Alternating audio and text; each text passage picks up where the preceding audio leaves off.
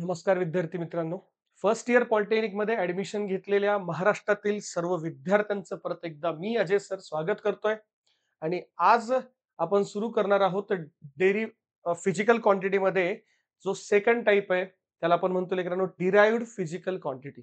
आणि आपण derived physical quantity बद्दल काय बघितलंय की ज्या फंडामेंटल फिजिकल क्वांटिटीज आहेत त्याच्यापासूनच कुठली क्वांटिटी तयार होते, डिराइव्हड फिजिकल क्वांटिटी ही तयार होत असते.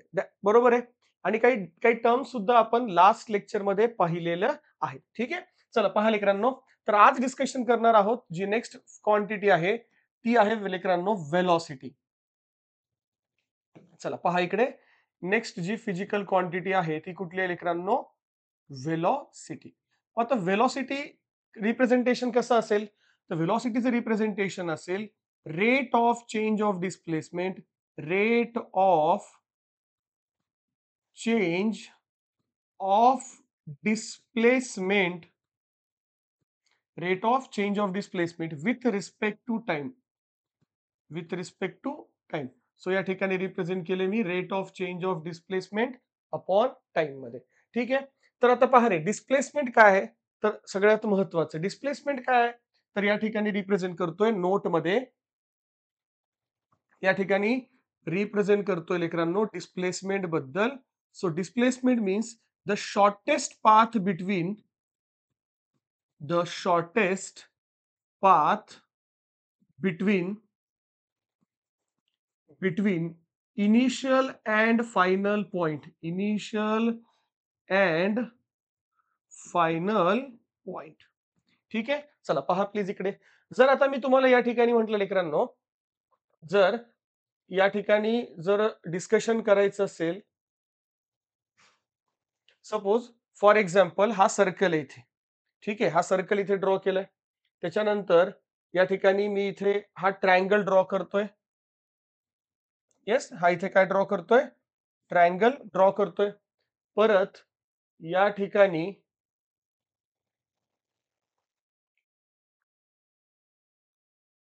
चलो, हा पण एक छोटासा इथे ट्रायंगल ड्रॉ करण्याचा प्रयत्न करतोय. ठीक आहे. चला पहा, मग इथे मी काही काही डायग्राम्स ड्रॉ केलेले आहेत. ह्या डायग्राम्स वरून मला तुम्हाला एक्सप्लेन करायचंय डिस्प्लेसमेंट बद्दल. तर मग डिस्प्लेसमेंट म्हणजे काय म्हटलंय मी, the shortest path between the initial and the final point. Suppose हा सर्कल आहे आणि ह्या सर्कल वरती लेकरांनो ह्या ए पॉइंट पासून, ह्या ए पॉइंट पासून ह्या बी पॉइंट म्हणजे ह्या सर्कलच्या आर्क वरती किंवा सर्कलचं सर्कम्फरन्स आहे त्यावरती काय करतोय, हा जो इलेक्ट्रॉन आहे काय करतोय, इलेक्ट्रॉन रिव्हॉल्व करतोय. बरोबर आहे.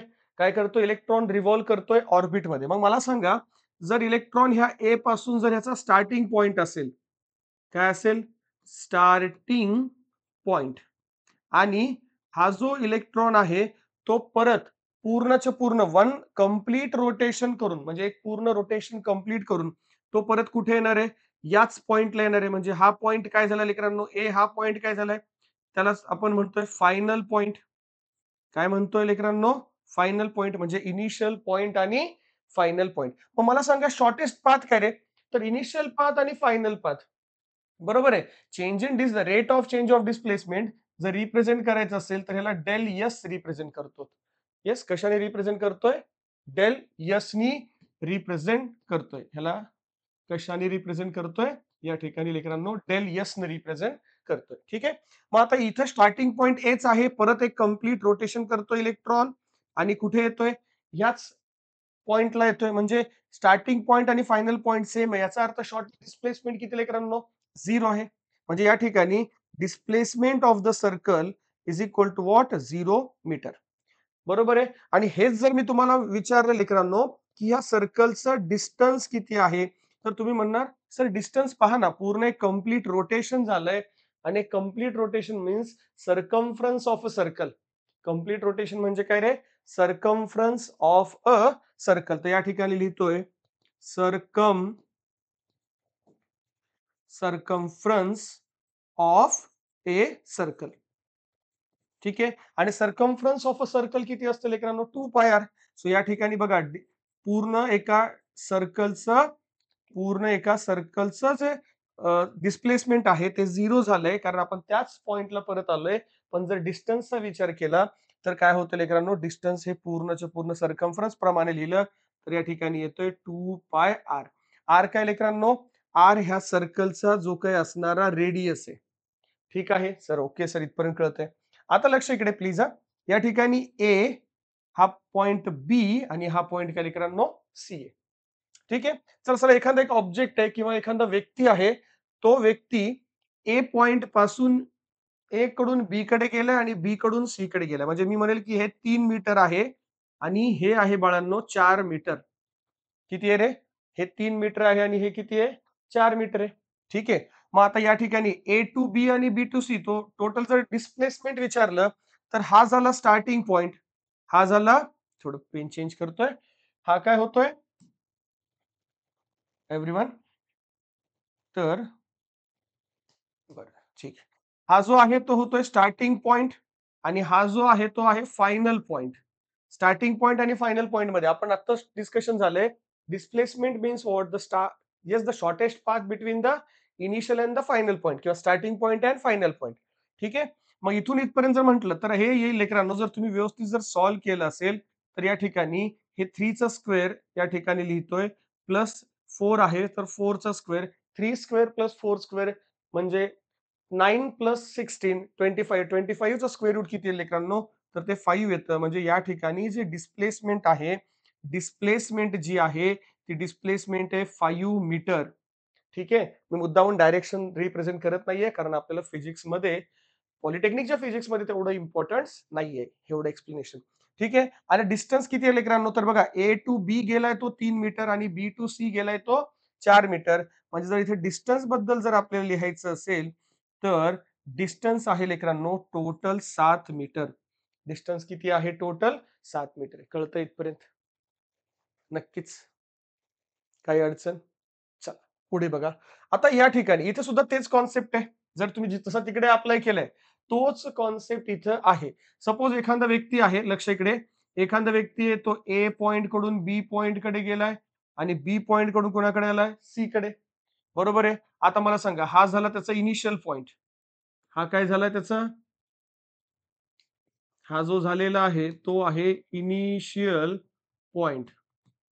बरोबर आहे. आणि जो इथं आलाय ना, म्हणजे हा काय झाला लेकरांनो? Final point. काय झालाय? Final point. मग आता जर मी म्हटलं, की हे 5 मीटर आहे, ठीक आहे. हे आहे लेकरांनो 4 मीटर. तर ऑब्व्हियसली कॅल्क्युलेशन जर केलं, तर या ठिकाणचं कॅल्क्युलेशन काय येईल रे? 5 चा स्क्वेअर मायनस मी डायरेक्टली आन्सर लिहितोय 4 चा स्क्वेअर.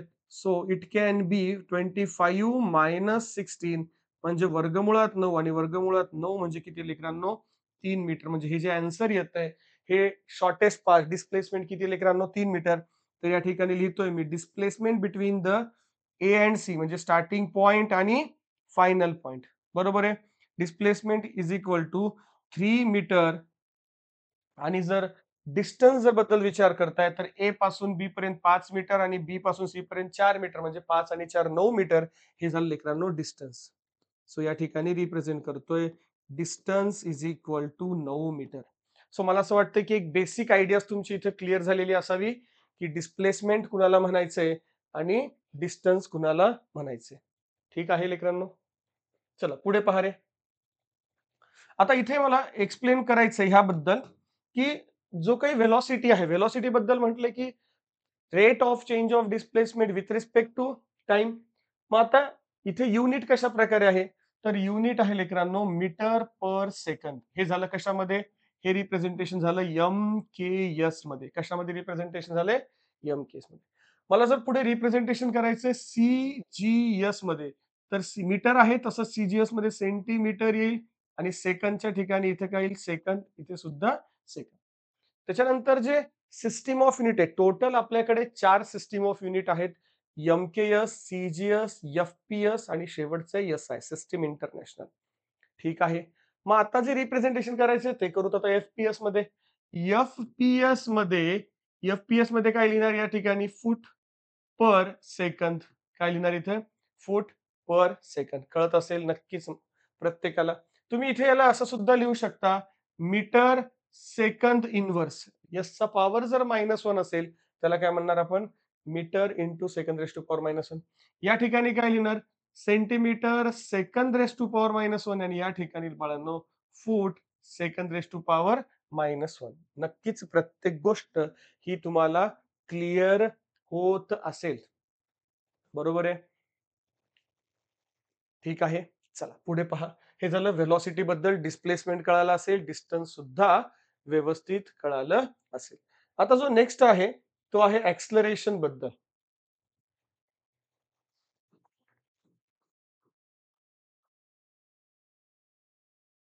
कशाबद्दल? ॲक्सलरेशन. ॲक्सलरेशन डिनोट करतोय आपण इथे स्मॉल लेटर ए नी. बरोबर आहे? आणि ॲक्सलरेशन म्हणजे काय रे? व्हेलॉसिटी मी आता सोप्या भाषेत लिहू ठीक आहे. या पद्धतीने लिहू शकतो. Rate of change of velocity. Change of velocity again with respect to time आणि इथे टाईमच्या ठिकाणी फक्त टाईमचे. ठीक आहे? लिहिलंय. Rate of change of velocity with respect to time. तर या ठिकाणी सुद्धा आपण असं लिहू शकतो डी व्ही अपॉन काय लेकरांनो? D T. D V upon काय रे? D T. So acceleration is equal to acceleration is a vector quantity. So dv upon dt. Okay. आता ह्याचं रिप्रेझेंटेशन आपण असं सुद्धा करू शकतो. या ठिकाणी लिहितोय final velocity minus initial velocity upon मध्ये काय लेकरांनो? Time. Final velocity minus initial velocity upon काय रे? टाइम. असं सुद्धा तुम्ही रिप्रेझेंट करू शकता. मग आता युनिट बद्दल झालं. तर युनिट कशा कशा प्रकारे रिप्रेझेंट करायचंय? युनिट कशा पद्धतीने रिप्रेझेंट करता येईल? First of all unit represent करता येईल एमकेएस मध्ये, त्याच्यानंतर युनिट रिप्रेझेंट करता येईल सीजीएस मध्ये आणि त्यानंतर एफपीएस मध्ये रिप्रेझेंट करता येईल. एमकेएस मध्ये काय रे? Metre kilogram second. एमकेएस मध्ये युनिट काय असेल? Metre kilogram second. तर पहा जे युनिट आहे ते येतं मीटर पर सेकंद स्क्वेअर. ठीक आहे ऍक्सलरेशनचं. आणि या ठिकाणी सीजीएसचं युनिट काय? सीजीएस ते या ठिकाणी येईल सेंटीमीटर पर सेकंद स्क्वेअर. एफपीएस परत तेच लिहिणार आपण फूट पर या ठिकाणी सुद्धा सेकंद स्क्वेअर. सो आता हे रिप्रेझेंटेशन झालं अशा प्रकारे, पण ह्याला चेंज सुद्धा करता येतं. म्हणजेच metre second raise to power -2 या ठिकाणी centimetre second raise to power -2 आणि next foot dash second raise to power -2. ठीक आहे. ॲक्सलरेशन म्हणजेच rate of change of velocity upon time किंवा final velocity minus initial velocity upon time. ठीक आहे. याच्या ठिकाणी एक थोडासा नोट पॉइंट ऍड करतोय जो की तुम्हाला नक्कीच एक्झाम मध्ये विचारण्याचा प्रयत्न करतील. ठीक आहे.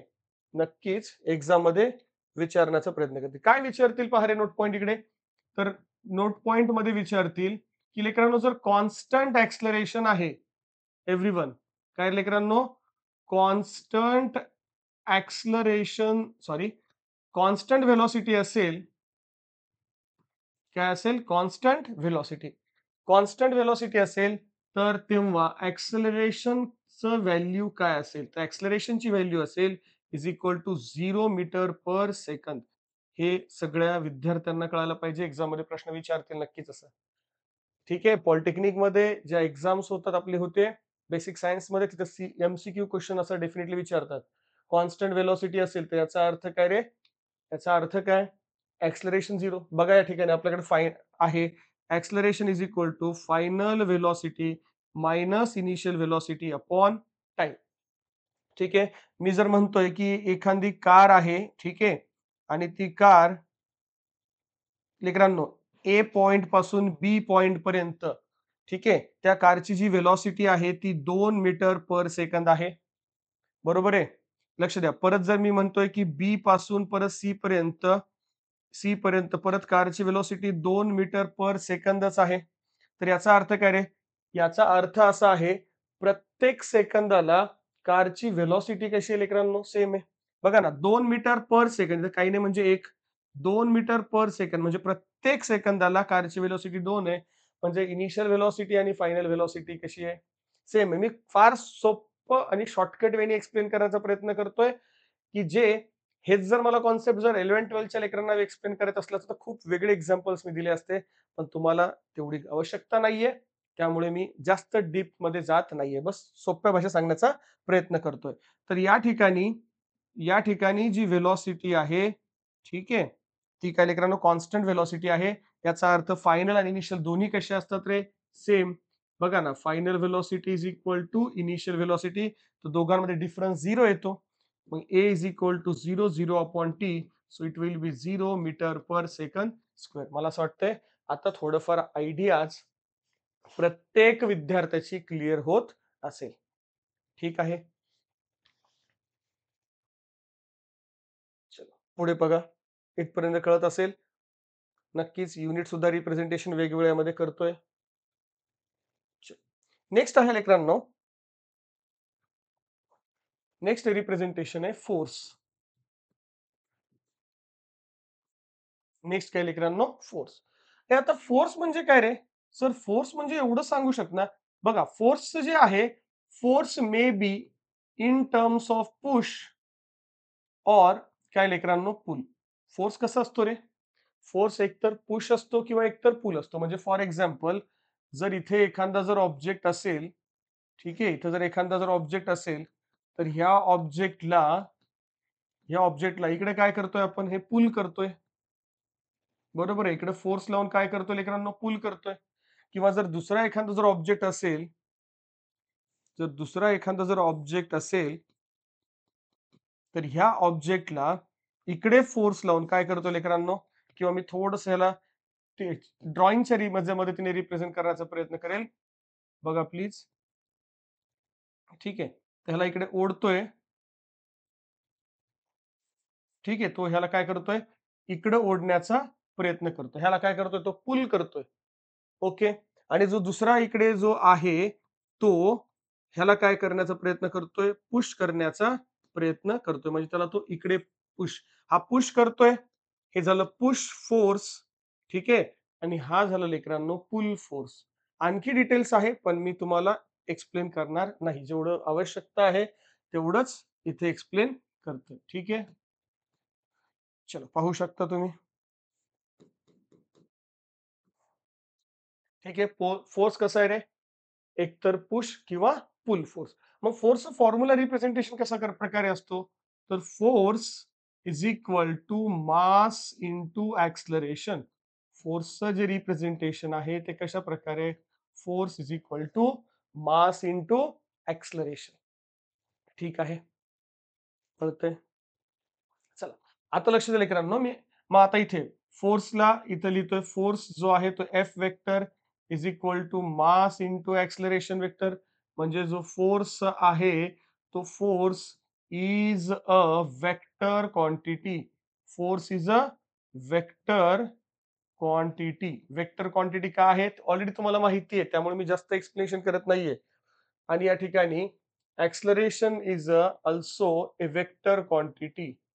acceleration also is a vector quantity. ठीक है. Then after what about velocity? Velocity also vector quantity. बरोबर आहे. velocity सुद्धा काय आहे वेक्टर क्वांटिटी. या ठिकाणी लिहितोय velocity vector is equal to ds vector upon t. So it is also a vector quantity. It is also a vector quantity. Displacement काय आहे रे? तर डिस्प्लेसमेंट जी आहे, डिस्प्लेसमेंट सुद्धा कुठली क्वांटिटी आहे? ही सुद्धा वेक्टरच क्वांटिटी आहे. कुठली क्वांटिटी आहे? वेक्टर क्वांटिटी आहे. डिस्प्लेसमेंट सुद्धा वेक्टर क्वांटिटी आहे. ठीक आहे. जर मी स्पीड बद्दलचं डिस्कशन करत असेल, स्पीड म्हणजे काय लेकरांनो? डिस्टन्स अपॉन काय रे? टाइम. Distance upon time. मग ही कुठली क्वांटिटी आहे? ही आहे स्केलार क्वांटिटी. कुठली क्वांटिटी आहे? Scalar quantity. चला पुढे जाऊत. चला इथपर्यंत कळालं. फोर्स दोन टाइपचे असतात, पुल फोर्स आणि push force. So force is a what? Force is a vector quantity. मग याचं युनिट कशा प्रकारे आहे? So force is equal to मासचं युनिट येतं किलोग्राम आणि ऍक्सलरेशनचं युनिट काय? Metre per second square. काय येतंय? Metre per second square. तर या ठिकाणी लिहितोय मी फोर्सचं पहिलं जे युनिट आहे ते आहे MKS मध्ये, त्याच्यानंतर CGS मध्ये आणि नंतर FPS मध्ये. चला, फर्स्ट ऑफ ऑल MKS मध्ये metre kilogram second, metre kilogram second मध्ये मास किलोग्राम मध्ये, मास कशामध्ये किलोग्राम मध्ये. नेक्स्ट ऍक्सलरेशन म्हणजे metre per second square, metre per second square. CGS मध्ये काय रे, gram, gram centimetre per second square. FPS foot pound second मध्ये, इथं काय लेकरांनो, ग्रामच्या ऐवजी इथे येईल पाऊंड. ठीक आहे, त्याच्यानंतर या ठिकाणी येईल फूट आणि अपॉन मध्ये काय रे, सेकंड स्क्वेअर. ह्याचंच रिप्रेझेंटेशन आपण अशा पद्धतीने करत असतो, kilogram metre second raise to power -2, gram centimetre second raise to power -2 आणि या ठिकाणी pound foot second raise to power -2. कळतं लेकरांनो? येस. चला, इथपर्यंत बघितलंय. याचं म्हणजे यामध्ये काय अडचण? फोर्स म्हणजे तुम्हाला युनिट. आता लक्ष द्या, फोर्सचं जे दुसरं युनिट आहे लेकरांनो, MKS युनिट आहे न्यूटन. हे फार महत्वाचं आहे. काय युनिट आहे? न्यूटन. ह्याला आपण लिहितो कॅपिटल N. ठीक आहे, हे झालं फोर्सचं युनिट न्यूटन. त्याच्यानंतर सीजीएस युनिट, फोर्सचं सीजीएस युनिट काय लेकरांनो? तर सीजीएस युनिट आहे डायन. फोर्सचं सीजीएस युनिट काय लेकरांनो? डायन. आणि त्यानंतर फूट पाऊंड म्हणजे एफपीएस मध्ये जर लिहायचं असेल तर या ठिकाणी आपण काय लिहितो ह्याला? येस, पाऊंडेल लिहितो. काय लिहितो रे? पाऊंडेल. ठीक आहे, फोर्सचं जे युनिट आहे ते या ठिकाणी काय लिहितोय? पाऊंडेल. न्यूटन, डायन आणि या ठिकाणी पाऊंडेल. आता मला एक गोष्ट या ठिकाणी तुम्हाला ऍज अ नोट पॉइंट म्हणून लिहून द्यायची आहे. ती नोट पॉइंट म्हणजे काय रे, की 1 न्यूटन जो आहे तो 1 न्यूटन म्हणजे 10 रेस टू पॉवर, तुम्हाला एक्झाम मध्ये प्रश्न विचारतात हा, 1 न्यूटन म्हणजे 10 रेस टू पॉवर 5 डायन. ठीक आहे लेकरांनो, 1 न्यूटन म्हणजे किती येत आहे? ठीक आहे, 10 रेस टू पॉवर 5 डायन. 1 न्यूटन म्हणजे 10 रेस टू पॉवर 5 डायन. ठीक आहे, एक्झाम मध्ये नक्कीच तुम्हाला हा प्रश्न विचारतील, त्यासाठी व्यवस्थित प्रिपेअर्ड करायला सुरुवात करा. चलो, चलो पुढे बघून घ्या काय काय आवश्यकता आहे, तेवढंच मी तुमच्या समोर रिप्रेझेंट करण्याचा प्रयत्न करतोय. Force is a vector quantity. There are two types of force. आता भरपूर आहेत, ठीक आहे, पण तुम्हाला जेवढं आवश्यकता आहे त्याच वेनी मी एक्सप्लेन करतोय. पुढे,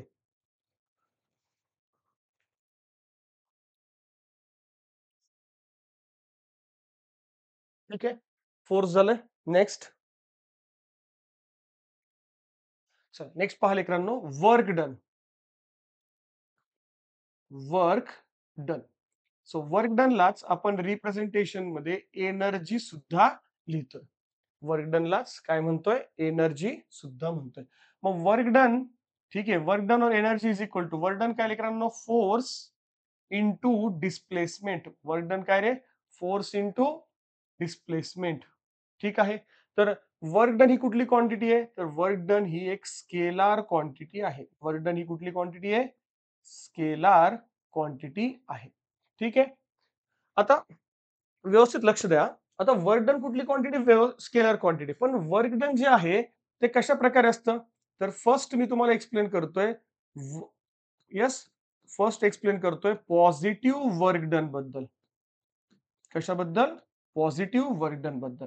दुसरं एक्सप्लेन करतोय निगेटिव्ह वर्क डन बद्दल. निगेटिव्ह वर्क डन बद्दल. आणि शेवटचं आहे ते म्हणजे लेकरांनो झिरो वर्क डन बद्दल. कशाबद्दल? वर्क डन किती कशा प्रकारे एक्सप्लेन करता येईल? पॉझिटिव्ह वर्क डन आहे, निगेटिव्ह वर्क डन आहे आणि झिरो वर्क डन सुद्धा आहे. मग आता जर पॉझिटिव्ह वर्क डन आपल्याला एक्सप्लेन करायचं असेल,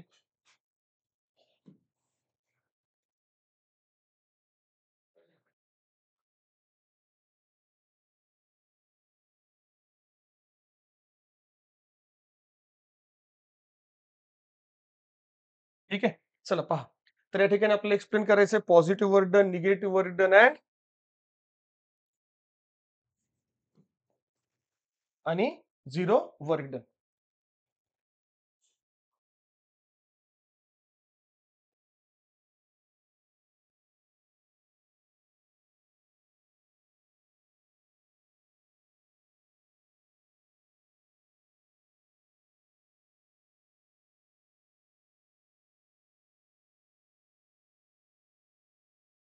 ठीक आहे. चला पहा.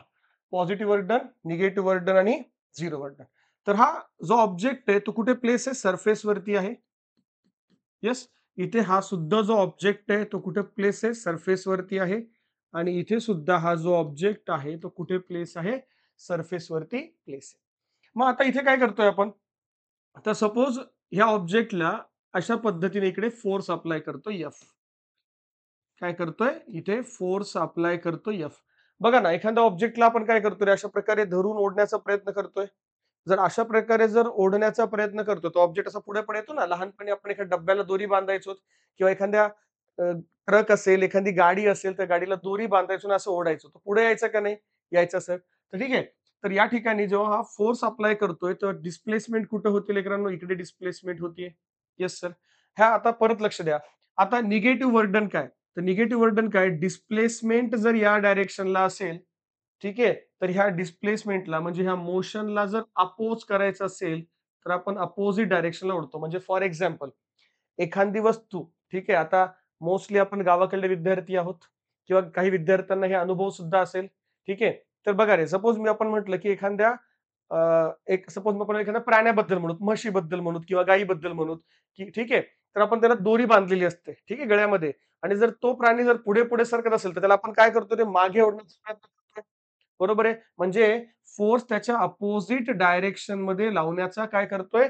प्रयत्न करतोय. कारण त्याची मूव्हमेंट कुठे असते प्राण्याची? पुढे. म्हणजे त्याची डिस्प्लेसमेंट पुढे आहे आणि त्याला आपण असं अपोझिट डायरेक्शनमध्ये ओढण्याचा काय करतोय? प्रयत्न करतोय. त्याला म्हणायचं निगेटिव्ह वर्क डन. ठीक आहे. किंवा आणखी थोडंसं टेक्निकली वेने सांगायचं असेल, तर आपण गाडीला ब्रेक अप्लाय करतोय. ब्रेक कसा अप्लाय होणार? तो अपोझिट डायरेक्शनमध्ये अप्लाय होणार. टू व्हीलर असू द्या, फोर व्हीलर असू द्या. Yes or no? येस. परत फ्रिक्शन सुद्धा कसं लागतं लेकरांनो? अपोझिट डायरेक्शन मध्ये सुद्धा लागतं. Braking force, friction force, yes, हे कसे असतात? अपोझिट डायरेक्शन मध्ये असतात. ठीक आहे. आणि झिरो वर्क डन म्हणजे काय लेकरांनो? जर एखाद्या ऑब्जेक्ट मध्ये डिस्प्लेसमेंट इकडे चालली आहे, एव्हरीवन, आणि त्याला फोर्स जर परपेंडिक्युलर लागत असेल 90 डिग्रीवर, ठीक आहे, तर त्याला काय म्हणायचं इथे? Zero work done. आता लक्ष द्या, ह्या प्रत्येक पॉइंटमध्ये किंवा प्रत्येक कॉन्सेप्टमध्ये इथून इथपर्यंत जो अँगल आहे तो थीटा आहे. इथून इथपर्यंत जो अँगल आहे तो थीटा आहे. आणि इथून इथपर्यंत जो अँगल आहे तो सुद्धा किती आहे रे? थीटा. पण एक गोष्ट लक्षात ठेवा, थीटा जो आहे तो लेस दॅन 90 डिग्री आहे. या ठिकाणी जो थीटा आहे तो ग्रेटर दॅन 90 डिग्री आहे. आणि या ठिकाणचा जो थीटा आहे तो एक्झॅक्टली 90 डिग्री आहे. इथून काय कळतं रे आपल्याला? तर इथून एक गोष्ट खूप छान प्रकारे कळते, ती म्हणजे सर थीटा जर लेस दॅन असेल तर हा अॅक्यूट अँगल आहे. कुठला अँगल आहे मित्रांनो? Acute angle. ठीक आहे. थीटा जर ग्रेटर दॅन 90 असेल तर ह्याला आपण ऑप्ट्यूस अँगल म्हणतोय. काय असेल? काय म्हणतोय? Obtuse angle. आणि थीटा जर असेल तर एक्झॅक्टली 90 डिग्री असेल तर ह्याला आपण राईट अँगल म्हणतोय. काय म्हणतोय या ठिकाणी? Right angle. I hope so की इथपर्यंत कुणालाच काही अडचण नसेल. ठीक आहे. आता इथे बघा ना, फोर्स काय करतं रे? त्या मोशनला फेवर करते. म्हणजे फोर्समुळे तो ऑब्जेक्ट पुढे चाललाय. निगेटिव्ह वर्ल्डमध्ये ऑब्जेक्ट पुढे चाललाय, पण त्याला आपण मागे ओढण्याचा प्रयत्न करतो. जसं बैलाला मागे ओढतोय, एखाद्या प्राण्याला मागे ओढतोय. ठीक आहे. किंवा गाडीला ब्रेक अप्लाय करतोय किंवा फ्रिक्शन जो अप्लाय होतो तो मागच्या बाजूला होतो, अपोझिट डायरेक्शनमध्ये. मोशनला थांबवण्यासाठी किंवा रेझिस्ट करण्यासाठी म्हणजे अपोज करण्यासाठी. आणि झिरो वर्डन काय? तर दोघांमध्ये अँगल किती लेकरांनो? येस, अँगल किती आहे इथे? 90 डिग्री असेल. ठीक आहे. तर वर्डनचा फॉर्म्युला कळला. वर्डन म्हणजे फोर्स इंटू डिस्प्लेसमेंट. कुठली क्वांटिटी आहे ही?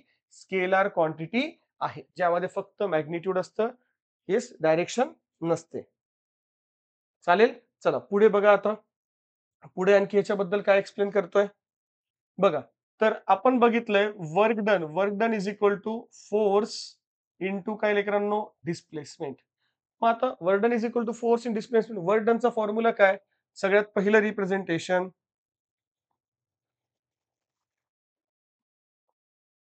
या ठिकाणचं पहिलं रिप्रेझेंटेशन आहे एम-के-एस मध्ये, त्यानंतर आहे सी-जी-एस मध्ये आणि त्यानंतर आहे एफ-पी-एस मध्ये. मग आता एम-केस मध्ये रिप्रेझेंटेशन कशा प्रकारे असेल? एम-केस मध्ये बघा फोर्सचं जे युनिट आहे ते आपण इथे लिहितोय स्पष्ट. फोर्सचं जे युनिट आहे फोर्सचं जे युनिट आहे ते आहे kilogram metre per second square. बघा डिस्प्लेसमेंटचं काय आहे लेकरांनो एम. इथे बघा काय येईल रे ग्राम सेंटीमीटर पर सेकंड स्क्वेअर आणि डिस्प्लेसमेंटचं परत काय येणार? डिस्प्लेसमेंटचं काय येणार? सेंटीमीटर. कारण सीजीएस आहे ना सेंटीमीटर ग्राम सेकंद. इथे metre kilogram second kilogram metre force साठी झाला आणि हे जे एम लिहिले ते डिस्प्लेसमेंट साठी एम. इथे सुद्धा सेंटीमीटर डिस्प्लेसमेंट साठी. इथे सांगा इथे कशा प्रकारे येईल? त्या ठिकाणी येईल पाऊंडल पाऊंड. ठीक आहे. या ठिकाणी येईल फूट. ठीक आहे. आणि डिवायडेड बाय काय राहील लेकरांनो सेकंड स्क्वेअर. पण इथे परत डिस्प्लेसमेंट आहे. मग डिस्प्लेसमेंटसाठी परत इथे काय लिहावं लागेल? फूट.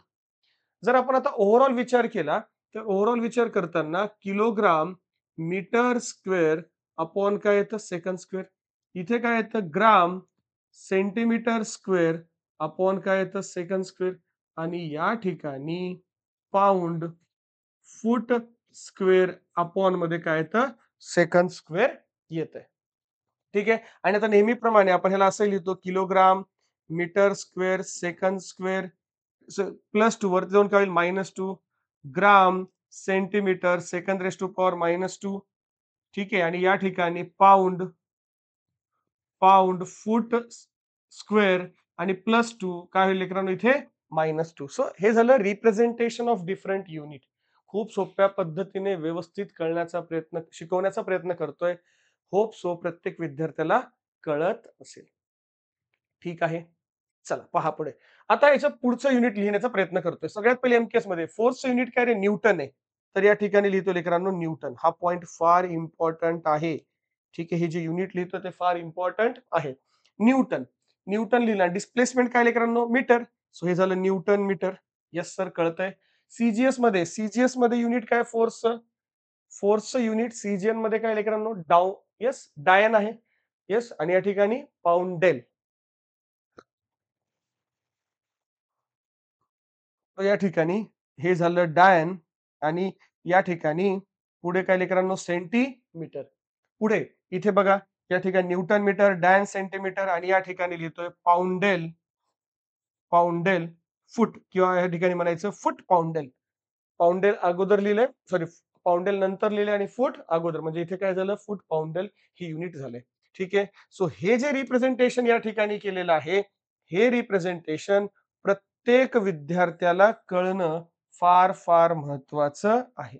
ठीक आहे. हे आय-एम-पी पोर्शन आहे, जो की प्रत्येक विद्यार्थ्याला कळणं गरजेचं आहे. तर एवढं युनिटमध्ये तुम्हाला एक्झाममध्ये प्रश्न विचारतात आणि काही अवघड नाहीये. तुम्ही जर व्यवस्थित जर लेक्चर बघत असाल, लेक्चर कळत असेल, तर एक लाईक करायला विसरू नका. ठीक आहे.